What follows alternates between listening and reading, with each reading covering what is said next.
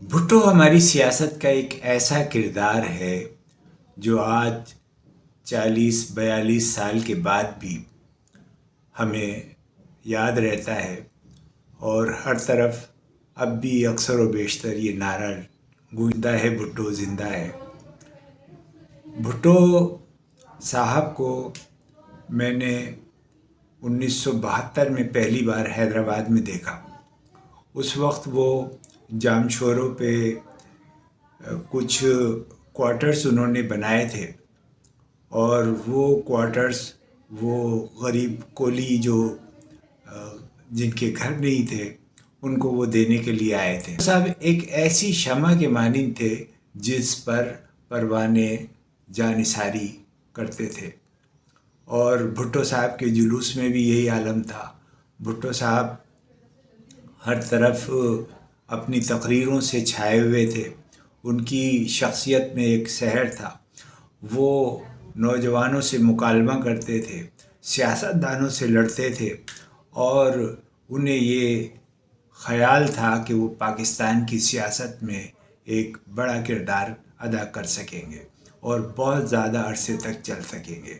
لیکن قدرت نے ان کے لیے کیا کچھ رکھا تھا یہ تو ان کے حالات اور واقعات ہی سے اندازہ ہوتا ہے۔ اطالوی صحافی آریانا فلاسی نے 1972 میں بھٹو صاحب کا ایک انٹرویو لیا تھا، اور اس انٹرویو میں انہوں نے بھٹو صاحب کا سراپا بھی کھینچا، ان کا خاکہ بھی بیان کیا، اور ان سے ایک آخری سوال بھی کیا، اور آخری سوال یہی تھا کہ وہ آخر کتنے عرصے تک زندہ رہیں گے۔ راہٹوں سے لدے ہوئے بھٹو نے کھلے بازوؤں سے میرا استقبال کیا۔ وہ لمبا، گٹھا ہوا، شاندار انسان دکھتا تھا۔ وہ ایک بینکار لگتا تھا جو چاہتا ہو کہ آپ اس کے بینک میں کھاتہ کھلوائیں۔ وہ اپنی 44 سالہ عمر سے زیادہ کا دکھائی دیتا تھا۔ وہ گنجا ہو رہا تھا اور اس کے بچے ہوئے بال گرے رنگ کے تھے۔ اس کے بھاری ابرو تلے اس کا چہرہ بڑا بڑا دکھائی دیتا تھا۔ بھرے بھرے گھال، بڑے ہونٹ اور بھاری بھاری پپوٹے۔ ایک المناکی اس کی آنکھوں میں ٹھہری ہوئی تھی۔ اس کی مسکراہٹ میں کہیں شرمیلا پن چھپا ہوا تھا۔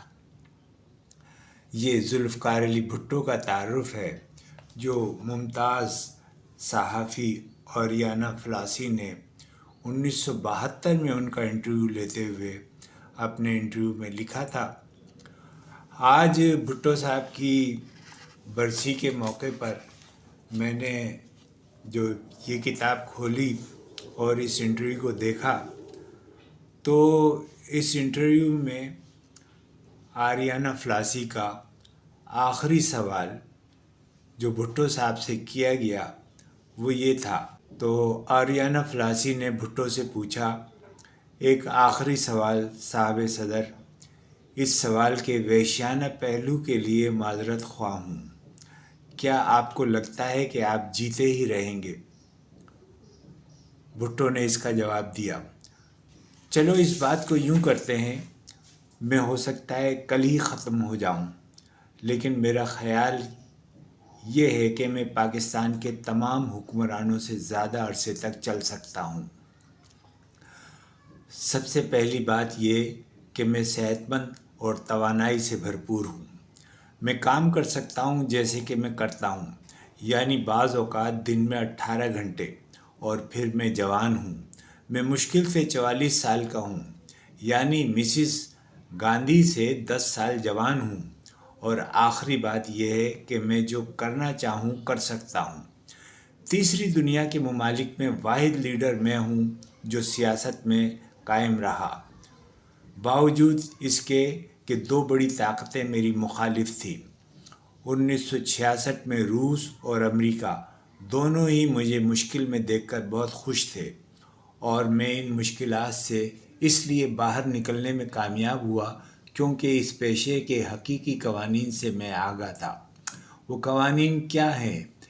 کبھی کبھار سیاست میں رہتے ہوئے آپ کو عجیب رویے اپنانے پڑتے ہیں تاکہ دوسروں کو یہ تاثر ملے کہ صرف وہی ذہین لوگ ہیں، لیکن ایسا کرنے کے لیے آپ کے پاس روشن دماغ اور لچکدار انگلیاں ہونا لازم ہے۔ کیا تم نے کبھی کسی پرندے کو اپنے گھونسلے میں انڈوں پر بیٹھے ہوئے دیکھا ہے؟ ایک سیاستدان کے پاس لازمی ایسی ہلکی اور لچکدار انگلیاں ہونی چاہیے کہ وہ آرام سے انہیں پرندوں کے نیچے سے کھسکا لے جائے اور انڈے اچک لائے، ایک ایک کر کے، کچھ اس انداز سے کہ پرندے کے فرشتوں کو بھی اس کی خبر نہ ہو پائے۔